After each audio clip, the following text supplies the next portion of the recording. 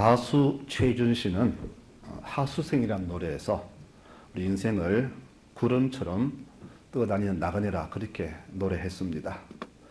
나그네는 출발점은 있으나 도착점은 없고 정처 없이 길을 찾아다니는 사람을 나그네라 합니다. 그래서 우리 인생도 나그네라 그렇게 말을 합니다. 구름도 우리 사람에 비유하면은 이 나그네와 같습니다. 그래서 구름 나그네라고 부르기도 하지요. 저는 자연 현상 중에서 구름 없는 맑은 날도 좋아하지만은 솜사탕 같은 구름이 뭉게뭉게 피어나는 따뜻한 봄날도 좋아하고 또 먹장구름이 쏟아내는 소나기도 좋아하고요. 저녁 스산 노을에 긴 구름이 아름다운 황홀을 만드는 그런 광경도 너무나 좋아합니다. 이 모든 광경은 오직 자연만이 만들 수 있는 귀한 선물입니다.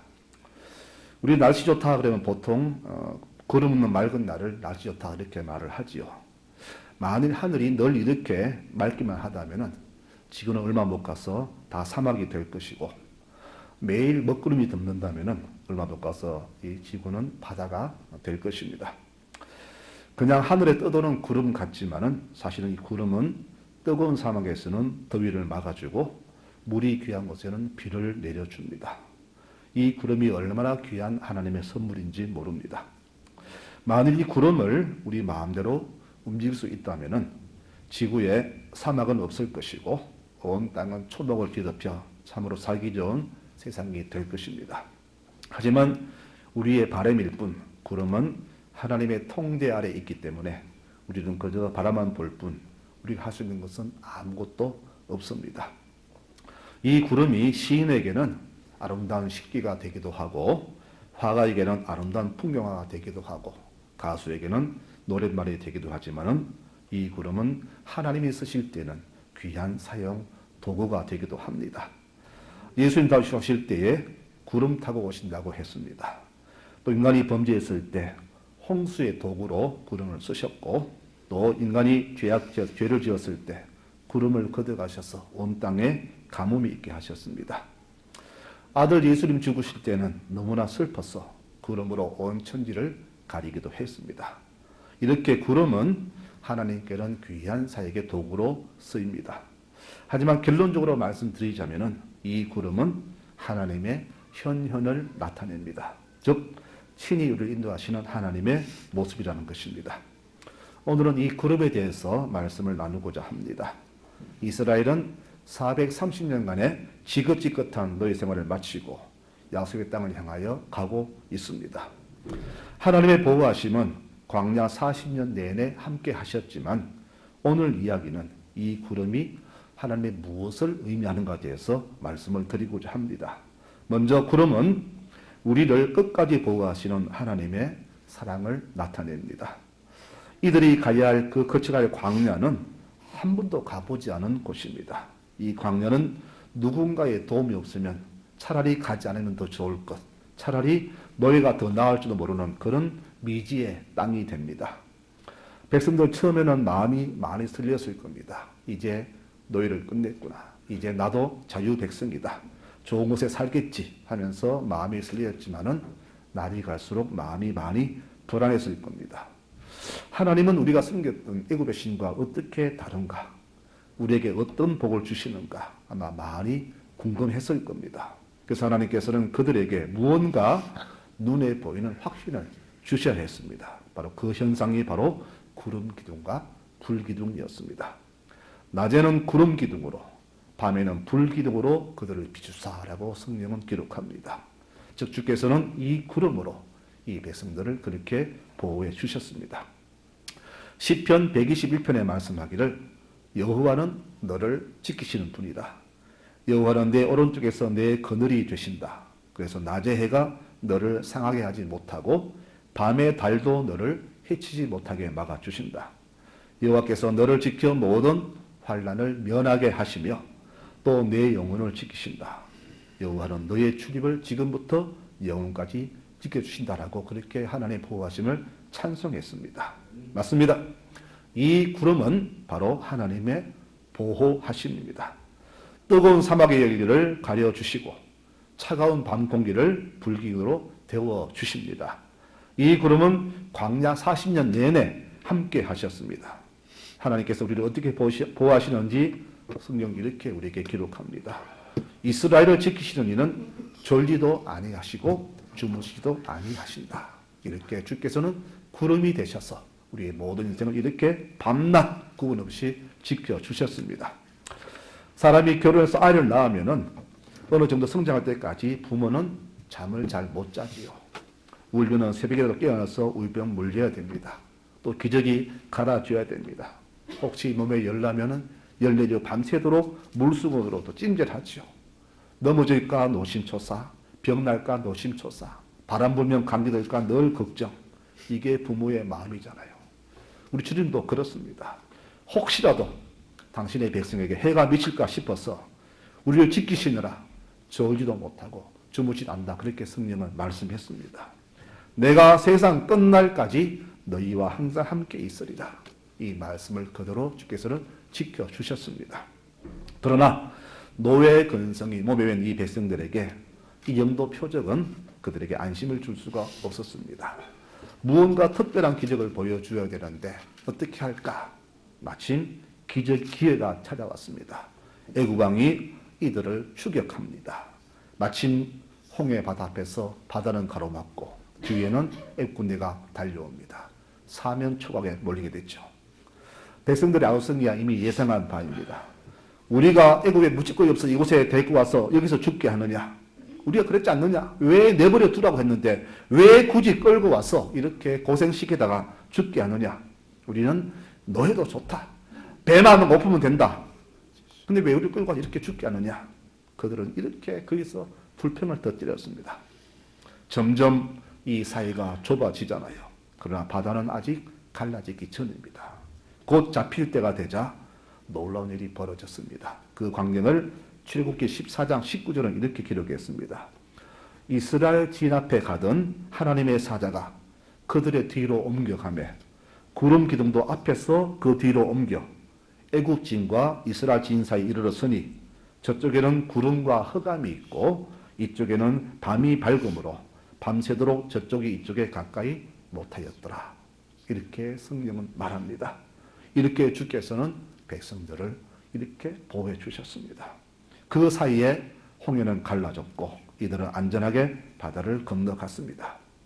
자, 이렇게 바다를 건넜습니다. 이제 호사만 남을 줄 알았는데 이제는 마실 물이 없습니다. 또 이들은 불평하죠. 마실 물이 없다. 우리가 무엇을 마실까? 온 백성이 불평했습니다. 물론 그곳에 물이 있었지만은 물이 너무 써서 마실 수 없기 때문에 모세가 기도했더니 주님께서 한 나무를 던졌더니 그 물이 달아져서 마셨다라고 그렇게 성경을 기록합니다. 그래서 그곳을 마라라 그렇게 부릅니다.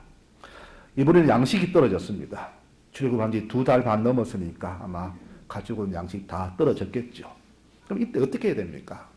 양식 떨어졌다. 어떻게 하면 좋을까라고 이게 의논을 해야 되는데 무턱대고 불평불평합니다. 왜 우리를 불러내가지고 굶어 죽게 하느냐. 거기 있을 때는 그래도 고기 부수에 얻어먹고 좋았는데 왜 여기서 굶어 죽게 하느냐 하면서 또 온 백성이 아우성을 칩니다. 이때도 주께서는 하늘을 여시고 만나와 메추라기로 이들을 먹여주셨습니다. 저녁에는 메추라기, 낮에는 만나. 한 번이 아닙니다. 출애굽기 16장 보니까 그들이 살 땅에 이르기까지 이스라엘 자손이 40년 동안 만나를 먹었으니 그들이 약속의 땅에 이르기까지 만나를 먹었다라고 했습니다. 즉 주께서 이들의 평생을 하늘을 여셔서 그들에게 만나를 먹여주신 겁니다. 이렇게 주께서는 우리의 모든 인생을 먹이고 입히고 데워주셨습니다.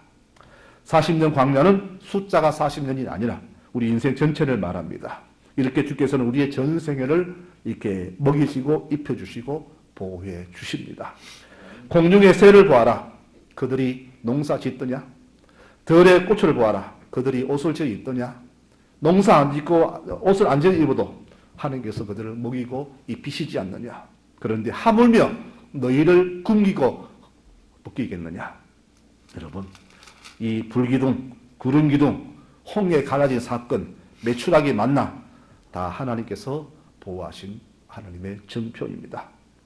야곱은 이런 기도를 드렸습니다. 하나님, 제가 이 길을 가는 동안에 하나님이 저와 함께하여 주셔서 저를 지켜주시고 먹을 양식과 입을 옷을 주시고 들어오기까지 지켜주신다면 저는 하나님을 나의 주님으로 모시겠습니다. 그리고 제가 세운 이 돌을 중심으로 해서 이곳을 하나님의 교회로 삼겠습니다.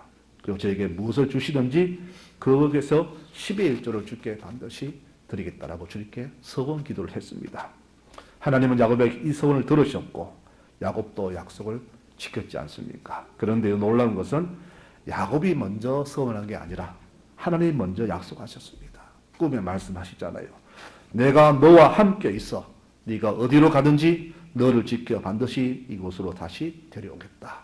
주의 영원한 보호하심을 말씀해 주셨습니다.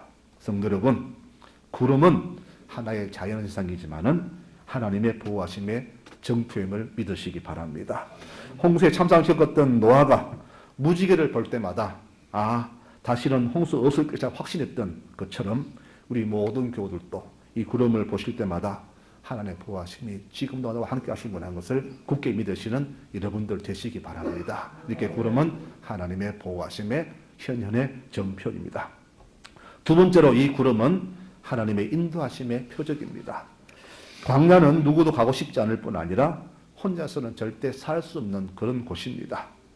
우리 모두는 아직도 누구라도 자신의 미래에 가본 적이 없잖아요. 다만 미래가 오늘 현재로 다가왔기 때문에 우리는 미래를 지금 겪고 있습니다. 바로 어제 미래가 오늘이었는데 바로 오늘이 내일이 다가왔기 때문에 내일의 미래가 오늘 지금 겪는 우리 현실이 아니겠습니까? 이 땅을 먼저 떠난 분들, 그들 모두도 다 자기 인생을 다 알고 간 것은 아닙니다. 가다 보니 그 삶의 인생의 끝이 있었을 뿐입니다. 광야와 사막, 벌써 이 단어 속에서 풍겨나듯이 바로 이곳은 비천한 땅, 음침한 땅, 소망이 없는 곳입니다. 그래서 우리 이 세상을 광야와 같고 사막 같고 바다 같다라고 성경은 말하잖아요. 즉 하나님이 안 계시면은 우리 사는 이 세상은 아무것도 아닌 살 수 없는 땅이라는 그 이야기입니다. 그래서 하나님의 보호하심과 인도하심이 필요하다는 것이죠. 우리 인생이 그렇습니다. 모두가 풍요와 안정과 평안을 원하지만 그런 부분은 극히 적고 늘 모자람과 불편과 위험만이 도사리고 있습니다. 그러나 우리 의지와 상관없이 우리는 바로 이 길을 가야만 됩니다. 가기 싫어도 이 길을 가야 됩니다. 그런데요, 이 길에는 반드시 안내자가 필요하잖아요. 바로 그분이 누구일까요? 바로 우리 하나님이 우리의 안내자가 되어 주십니다. 아무도 어느 인생도 우리를 인도할 수 없지만은 하나님만이 우리를 인도하실 유일한 분이십니다. 그래서 그분께서는 구름으로 우리의 모든 삶을 친히 인도하시는 겁니다. 여호와께서 그들 앞에서 가시며 낮에는 구름 기둥으로 그들을 인도하시고 밤에는 불 기둥을 그들에게 비추사 낮이나 밤이나 지탱하게 하셨다라고 성경은 말합니다. 이렇게 우리 모든 인생은 하나님이 이렇게 인도하심을 믿으시기를 바랍니다.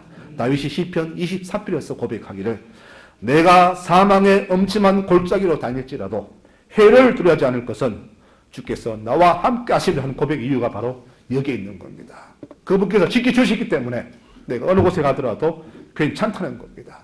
믿었기 때문에 그는 그 목숨 위험한 상황 속에서도 이렇게 감사의 고백을 드릴 수가 있었던 겁니다.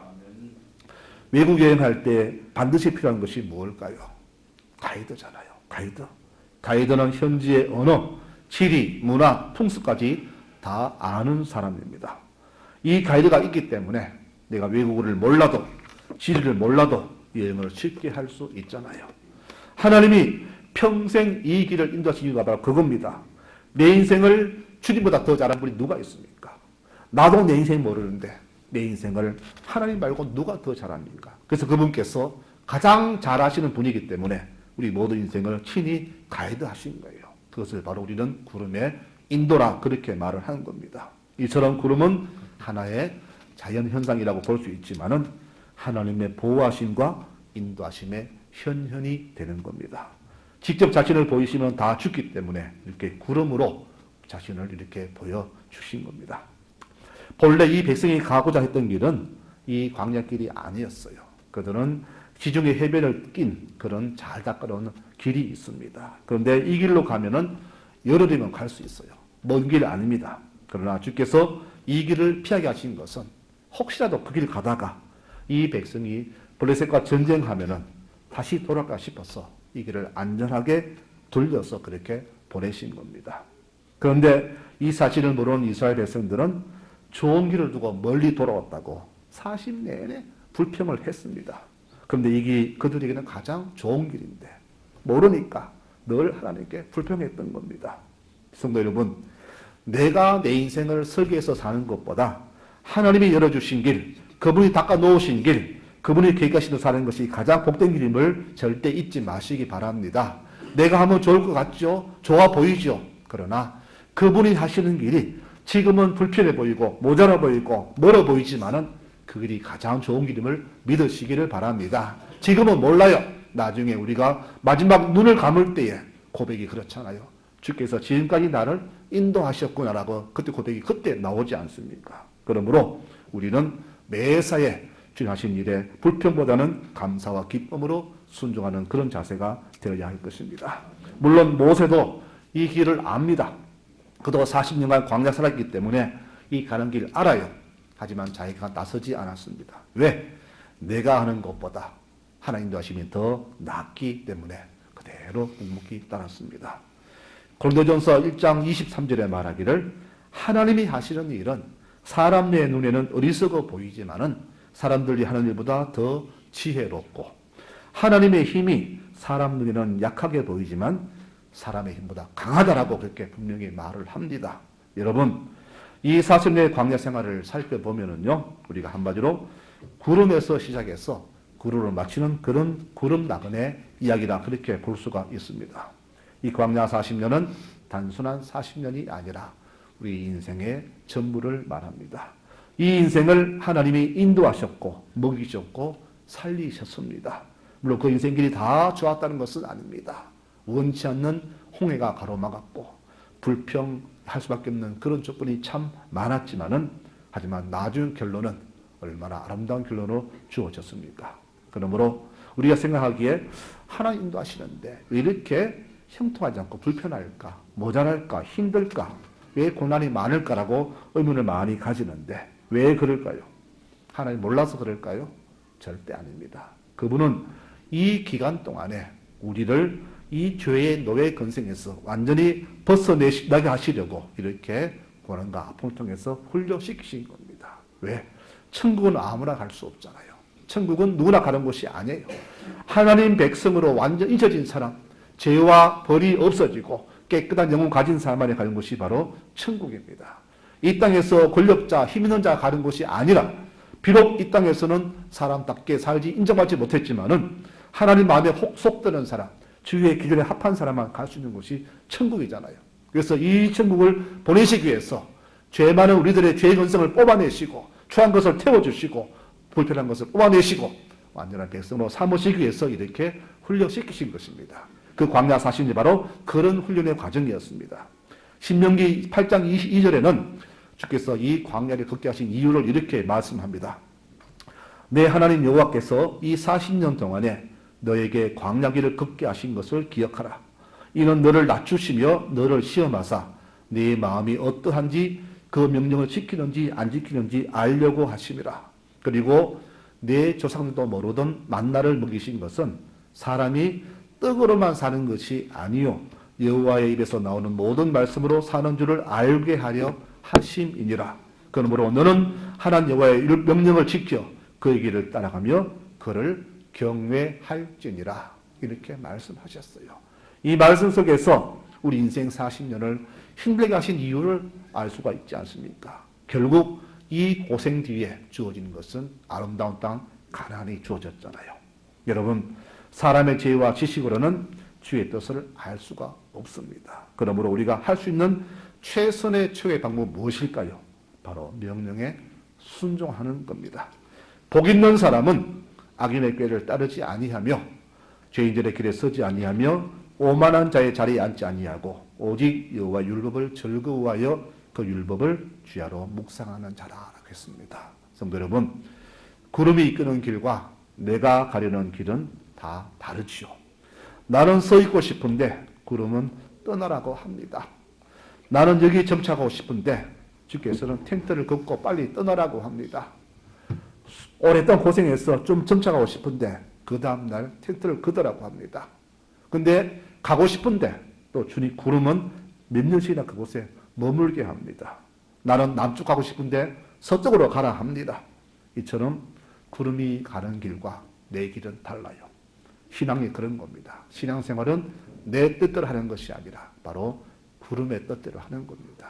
그래서 신앙의 고난이 많을 수밖에 없겠죠. 그러므로 내가 아름다운 신앙생활을 하기 위해서는 제일 중요한 게 뭐냐? 바로 자기 자신을 포기하는 겁니다. 누구든지 자기를 부인하고 자기 십자가를 지고 나를 따라올 것이니라. 이 말씀이 바로 올바른 신앙생활의 지침이 되는 겁니다. 예, 말씀을 맺고자 합니다. 여러분, 믿음이란 것은 내 삶의 주권을 주님께 다 맡기는 것입니다. 주를 이용해서 내 목적을 이루는 것이 아니라 주님이 나를 사용하셔서 주의 뜻을 이루게 하시는 것이 바로 올바른 믿음입니다. 우리 인간의 힘으로는 구름을 잡을 수도 없고 그 방향을 바꿀 수도 없습니다. 우리가 할 수 있는 것은 그 흐름과 방향을 미리 알아서 대비하는 것밖에 없습니다. 일기부가 바로 구름의 방향을 예측하는 거잖아요. 올바른 신앙생활은 그렇습니다. 주의 뜻을 알고 행하는 것이 올바른 신앙생활입니다. 하나님의 뜻은 성경에 다 있습니다. 날씨는 슈퍼컴퓨터로 예측할 뿐입니다. 그래서 일기부는 틀릴 때가 많지만 하나님의 말씀은 절대 틀리지 않습니다. 그래서 우리 삶이 형통하려면 무엇보다 주의 말씀을 깊이 묵상하고 그 뜻대로 순종할 길밖에 없다는 것을 우리는 분명히 기억해야 될 겁니다. 우리가 왜 실패할까요? 바로 하나님의 인도함을 따르지 않고 내 뜻대로 살기 때문입니다. 근데 참으로 아이러니한 것은 하나님 따라간다고 해서 그 일이 다 평탄한 것은 아니라는 이야기입니다. 오히려 내가 만든 길이 계획이 더 평탄하고 좋을 때가 많습니다. 하지만 결론적으로 보았을 때 우리가 만든 길, 내가 계획한 길보다 그분이 인도하신 길이 더 나았다는 것을 나중에 알게 되잖아요. 여러분, 롯이 택한 소돔과 고모라 얼마나 좋은 땅이었습니까? 그런데 아브라함 택한 그 광장길은 힘들었지만은 결론은 어떻게 합니까? 우리가 다 알잖아요. 그러므로 우리는 나의 생각, 경험, 경륜 다 내려놓고 그런 인도하신 대로 따라가는 순종의 삶이 되어야 할 것입니다. 오늘 집에 가실 때에 오늘 하늘을 한번 오랫동안 쳐다보시기 바랍니다. 늘상 보는 구름이지만은 저 구름이 바로 우리를, 나를 인도하셨고 인도하실 하나님의 사랑이구나 함을 가슴에 깨닫게 될 것입니다. 비가 오면은 하나님께서 비가 필요해서 비를 주시는구나.